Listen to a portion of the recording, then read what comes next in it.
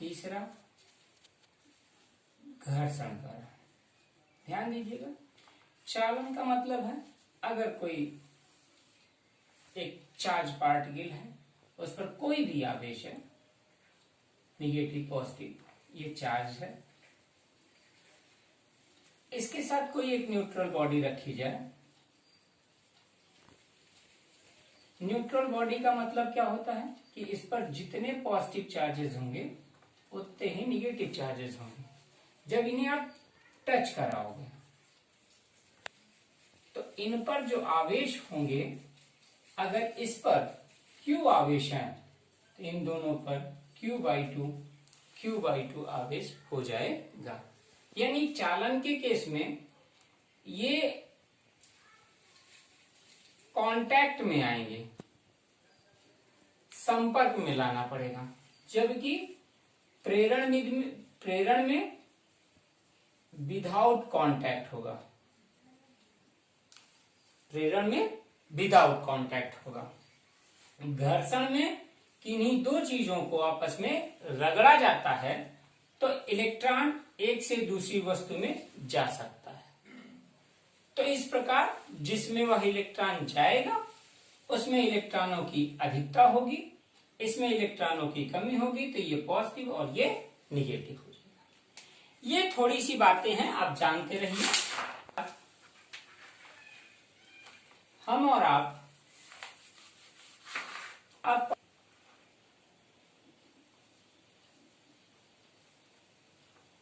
Coulomb का नियम,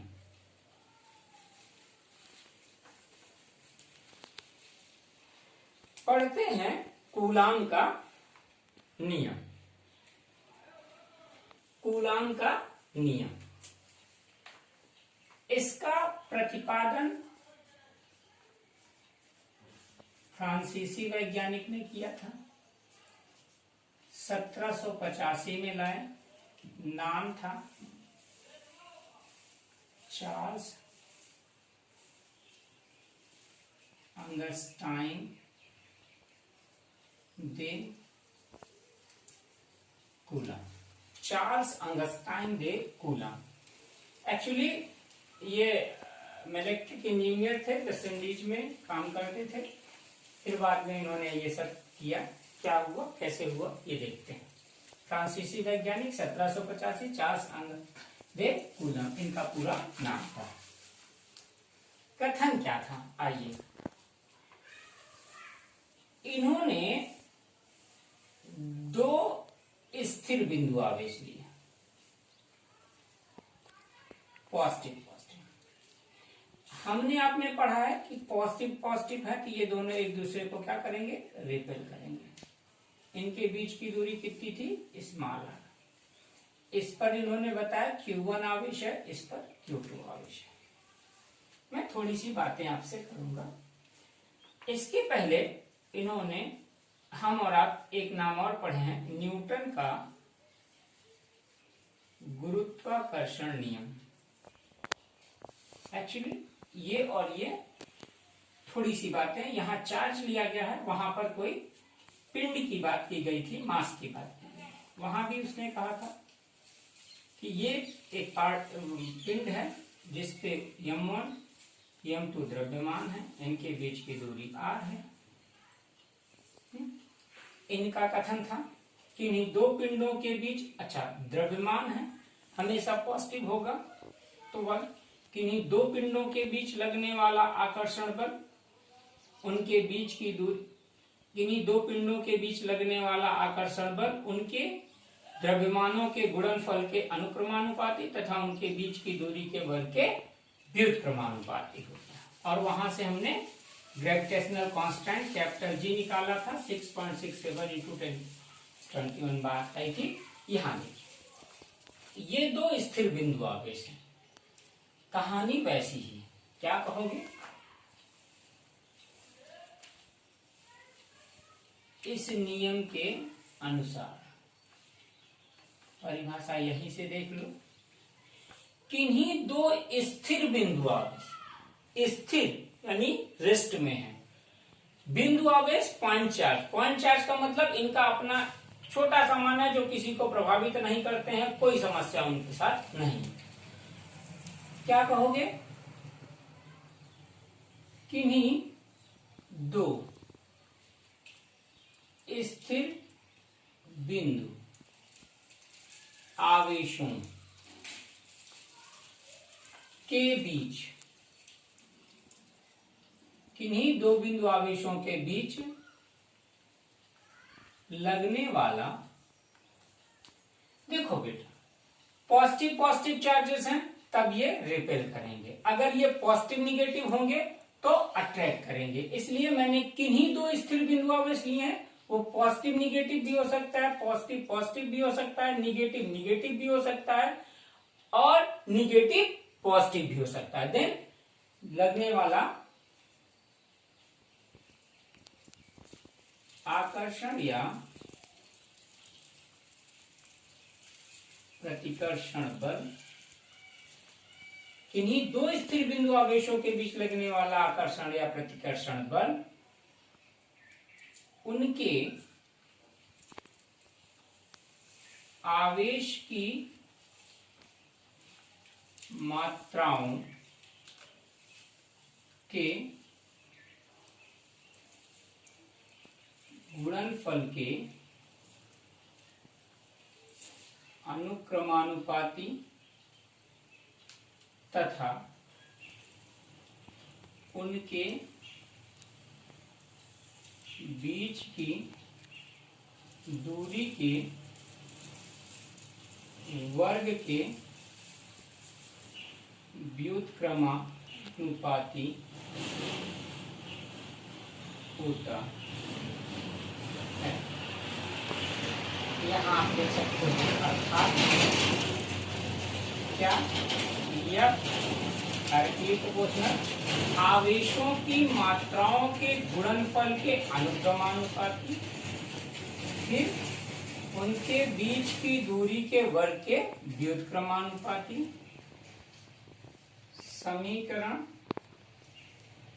1 व 2 से now we get F Q1 Q2 upon R square proportional हटा, फिर आया Q1 Q2 upon R square, जहां के समानुपातिक नियतांक, ठीक, और ये K की value 9.0 into 10⁹ newton metre square upon coulomb square लिखी जाती है, और ये K 1/4 पाई एप्सिलॉन नॉट के बराबर होता है।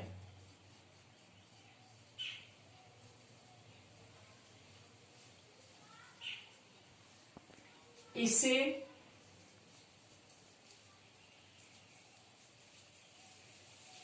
कूलाम का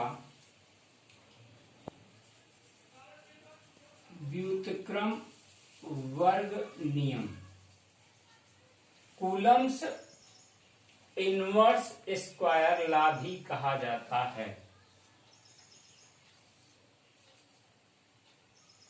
भी कहते हैं, लिख दो,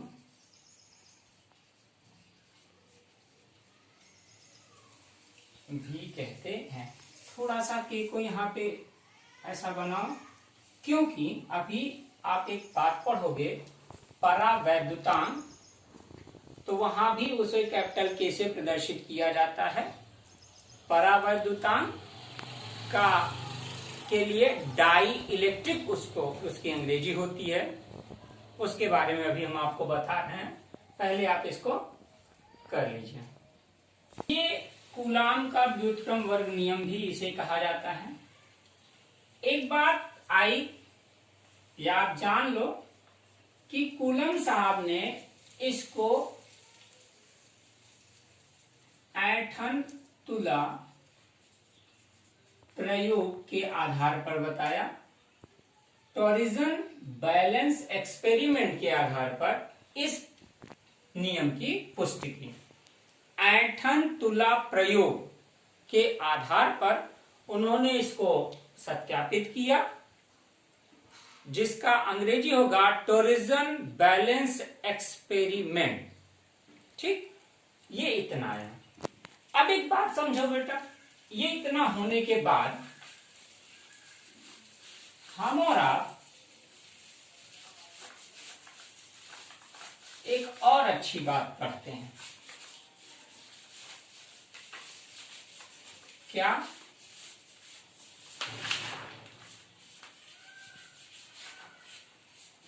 अच्छी बात क्या थी? अभी आप और हमने कहा k is equal to 1/4πε0 is equal to 9.0 10⁹ newton metre square upon coulomb square. Epsilon not is a निर्वात की वैद्युतशीलता। मैं आपको बता दूं कि वैद्युतशीलता, परावैद्युतांक, छोटे छोटे जो परिभाषाएं हैं, इनका मैं एक पीडीएफ बना के आपके नंबर्स पे सेंड कर दूंगा और आज आपको एक लिंक मिल जाएगा मेरा यूट्यूब पे। हो सकेगा तो एक यूट्यूब का लिंक बना दूंगा जिससे पीडीएफ आप उस लिंक से डाउनलोड कर लीजिएगा।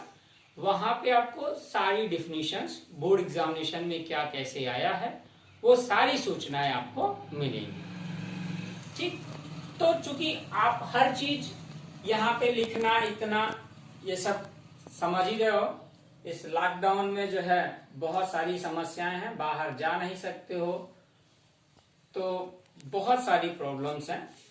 उनके बीच हम जितना हो सकता है उसको, यहाँ पर जितने डेरिवेशन है वो मैं आपको पूर्णतः समझाऊंगा। सिर्फ जो हिंदी है उन डिफिनीशंस को कैसे लर्न करना है वो भी मैं आपको बताऊंगा, तरीका क्या है वो भी बताऊंगा, कौन सा क्वेश्चन बोर्ड एग्जामिनेशन में किस प्रकार से आता है वो भी मैं आपको बताऊंगा। लेकिन बहुत लिखना संभव नहीं है। क्लासेस भी थोड़ी तेजी से चलें, कोर्सेज भी आपके थोड़े तेजी से हों। भगवान अच्छा कुछ करे जिससे इस महामारी से निपटा जा सके। घर रहिए, पढ़ते रहिए, आइए आगे बढ़ते। निर्वात की वैद्युतशीलता। अब एक बात समझो साहब, यहां से इतना कार्यक्रम करने के बाद आपको बोर्ड एग्जामिनेशन में एप्सिलॉन नॉट का आंकिक मान व डायमेंशन पूछी गई है। ये आपके यूपी बोर्ड में पूछा गया है।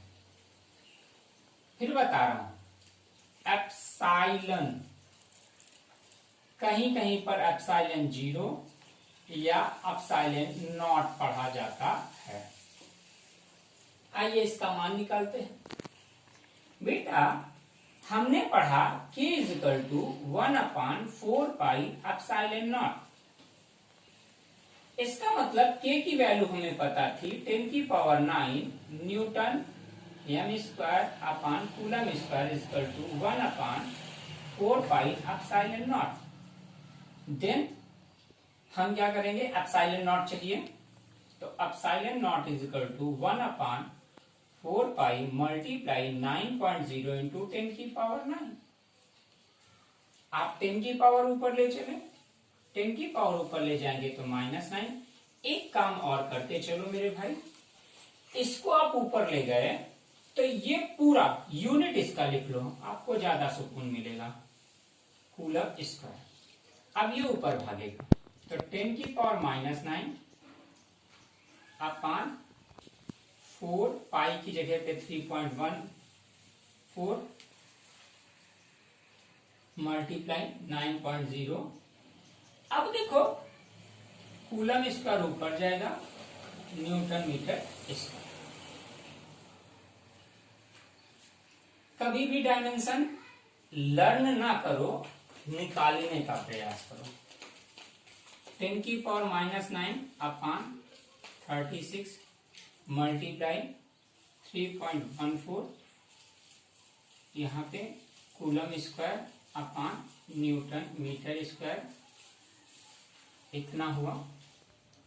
एक और अच्छी बात समझो कि मैंने क्या किया, ये पॉइंट हटा दिया, पॉइंट हटाऊंगा तो 2 जीरो बढ़ जाएगा।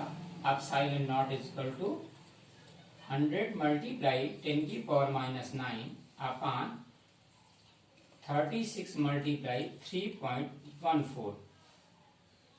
इसका आप गुणा कर सकते हैं। इसका गुणा करेंगे 6 4 जा 24, 2 8 18, 3 4 जा 12, 4 10 13,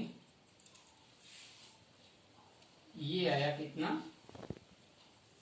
अब epsilon naught is equal to 100 multiply 10 की पावर -9 अपॉन 11304। बेटा इतने से ये जाने वाला नहीं है, ठीक, तो इसमें मैं 1000 का मल्टीप्लाई करता हूं, ऊपर नीचे दोनों जगह। आइए इनको लेके आओ सर,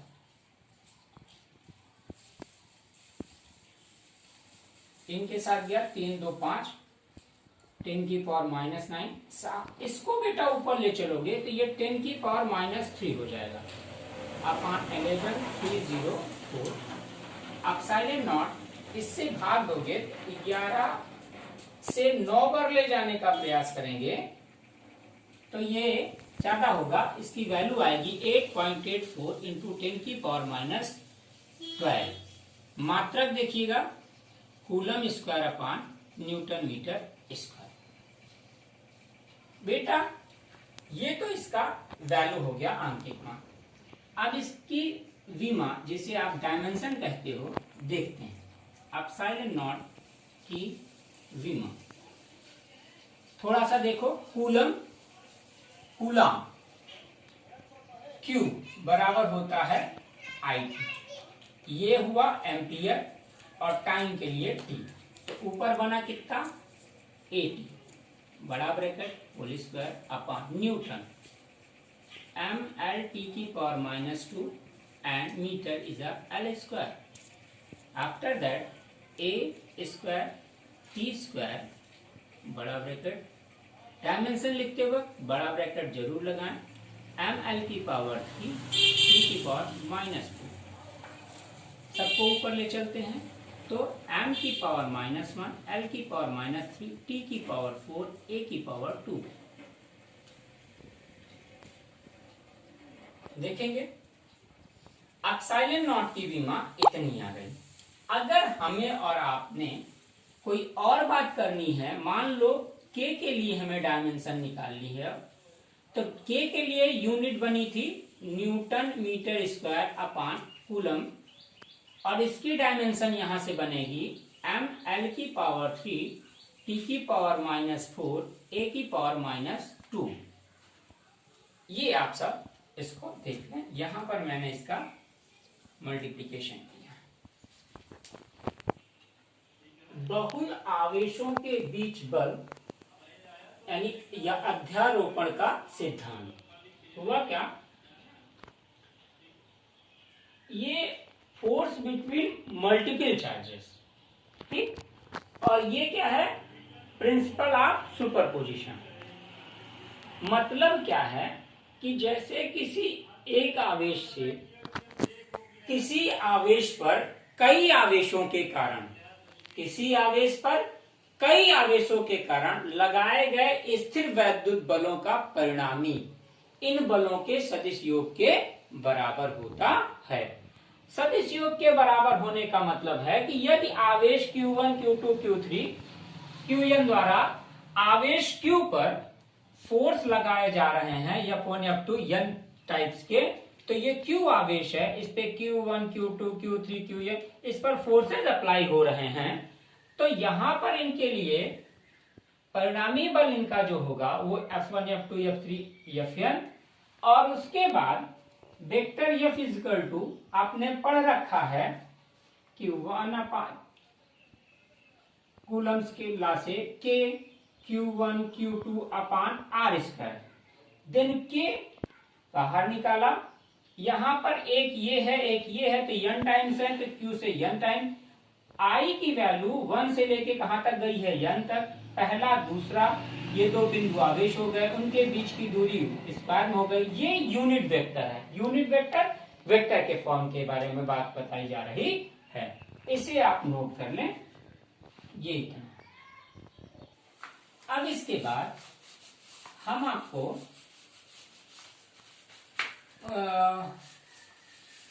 वेक्टर फॉर्म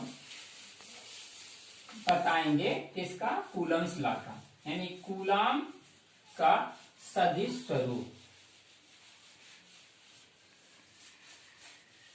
बच्चों ये धीरे धीरे ये चैप्टर जो है वो थोड़ा थोड़ा आगे बढ़ रहा है। कूलाम